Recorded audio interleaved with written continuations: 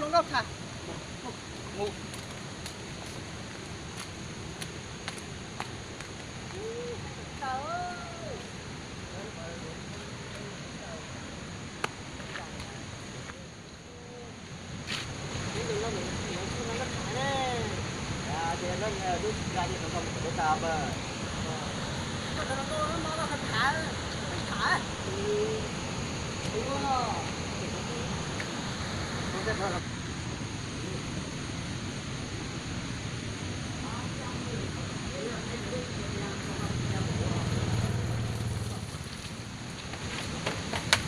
Kia đi đâu rồi nè?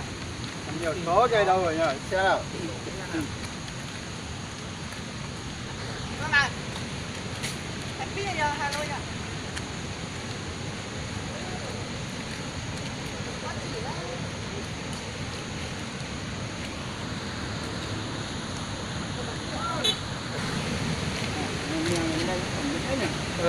Thằng này cảnh đẹp đấy.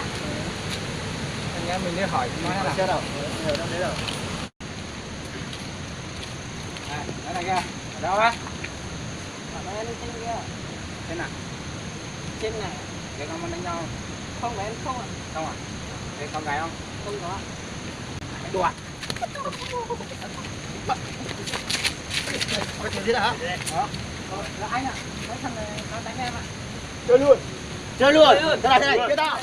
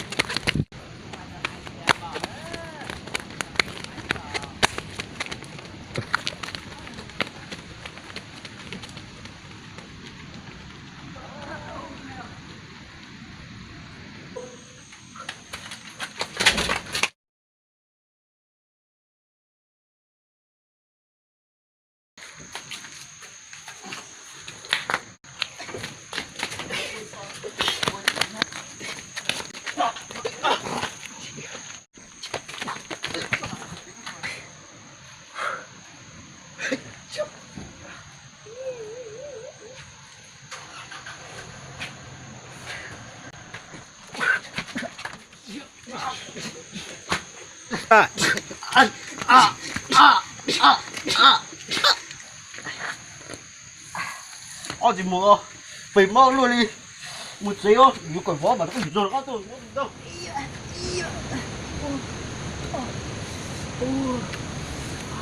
đừng lay đâu nó mơ luôn đi cái tít tao để anh làm rồi đây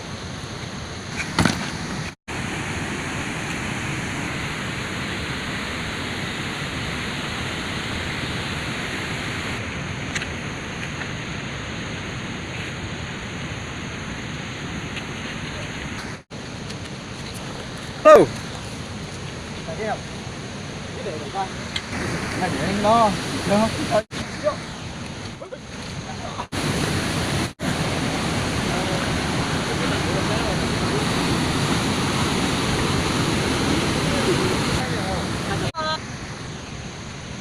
đó tắt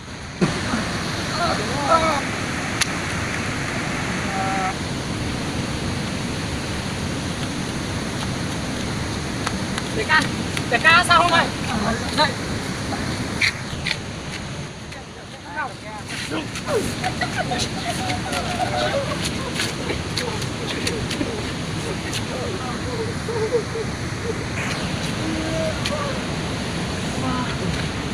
một trò xí xí ra mà tuần chi tao lay nè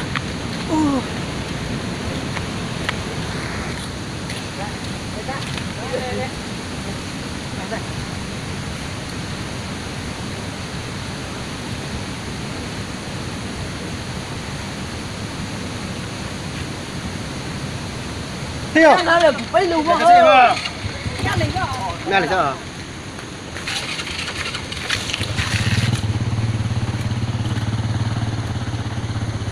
Anh rồi đi về anh biết đi.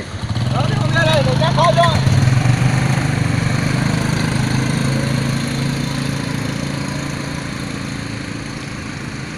Cái này quá.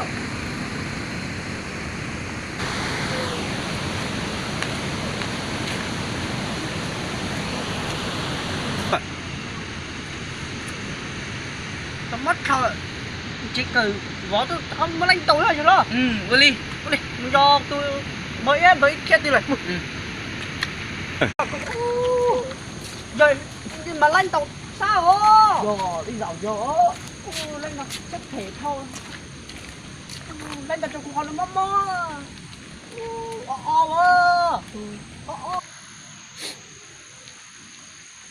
đấy vậy á nó mới thấy không